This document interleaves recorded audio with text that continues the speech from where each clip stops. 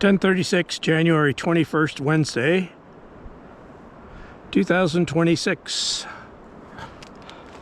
Great Gorge Trail.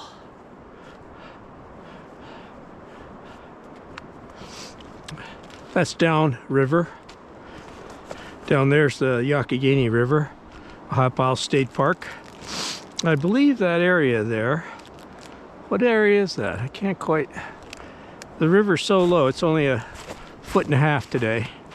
Normal river height during the summer is 3 feet. It's pretty much frozen over, so I guess there's not really good kayaking right now. The river's just too low. Too many frozen places where you probably couldn't kayak down it very easily, nor rubber raft it. Maybe another month, couple of weeks. One nice thing about Ohiopyle, if you love the snow, you love the cold. Today it was about 15 degrees when I started. I think it's probably up around 20, above 20 now, Fahrenheit. You have the park to yourself when you come. Hardly anybody comes in the super cold days in the winter. I layer. I bring cleats along in case you have to go steep up and down where there's a bunch of snow and ice and it's just slippery. Today I haven't had to use my cleats yet, but I'm gonna put them on in a minute here. So I'm gonna go down to the river. Let's see, what section is that? What boulder area is that? I'm not sure if that's the cucumber boulder field. I don't think so. Well, I'll talk about it later.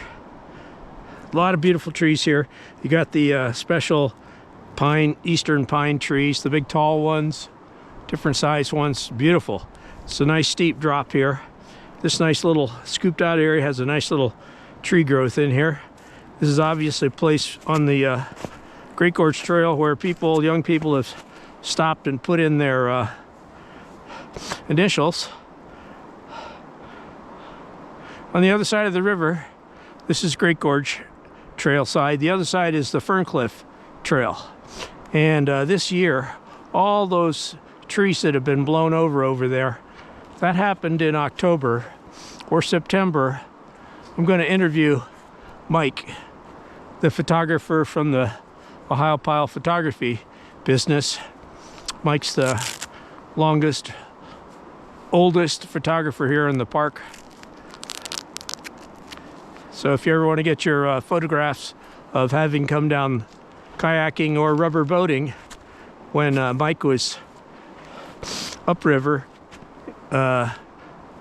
perched on the boulders that he sits in, and the other photographers sit in the Cucumber Rapids boulder field. He said when there was that microburst, he was just leaving his boulders and walking back up. This is Great Gorge, so he had to walk back up to Great Gorge Trail. And in doing so, that's when the weather microburst happened. And he happened to have all his camera gear in his pack, so he didn't have a chance to get it out. And he was blown 20 feet. The microburst, he says, lifted him off the ground a little bit and blew him right off the trail, the up trail. I'm going to go to that up trail today because my goal is to sort of look and see what the damage is. Looks like before it became a microburst, it dropped down over there, and all those trees over there were knocked over on that day, which was just September, October. We'll get Mike to tell the exact day when that happened. He was immediately inside of it. So this is Great Gorge Trail. We're walking upriver. That's the Youghiogheny River, and it's flowing that way. It's got the 6 rapids on it. We've so far today passed Railroad Rapids, Dartmouth Rapids, Eddy Turn, and this rapids might be, I'm not sure if that's Cucumber Rapids or not. We'll see when we get there. We're going to go to it. We're going to walk down to Cucumber Rapids. Great Gorge Trail doesn't really have too many scenic overlooks. This is one of them. This particular stretch is really beautiful.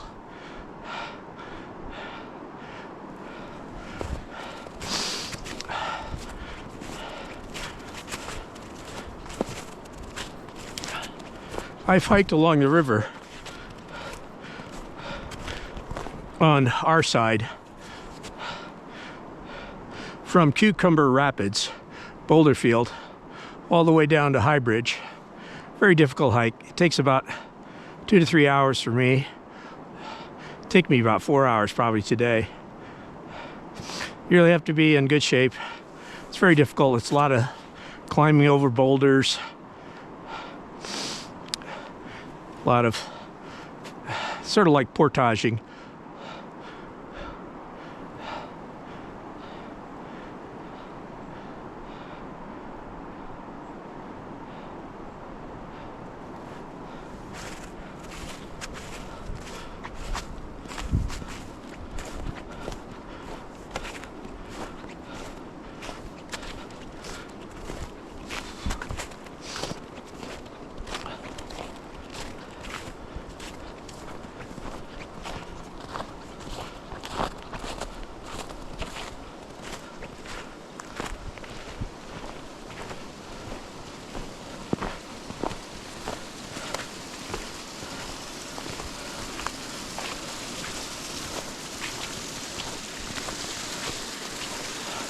One thing you learn about hiking here in Ohiopyle, if you're an off-trail hiker,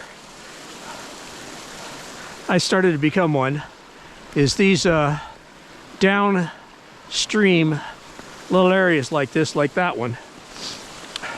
Once you work your way down along the side of those streams, that's generally a foolproof way to get down to the river, which is relatively easy.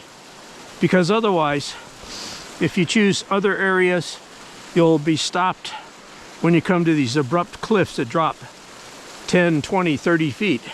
And of course, you can't, there's no way to get down. So you basically, if you use the little downstreams, if you're an off-trail hiker, that's what you learn. That's what works to get you down there. That area down there is really beautiful. You can see it. Maybe not too well right now, but if there was a nice down trail down there, that'd be a nice place to visit all year long.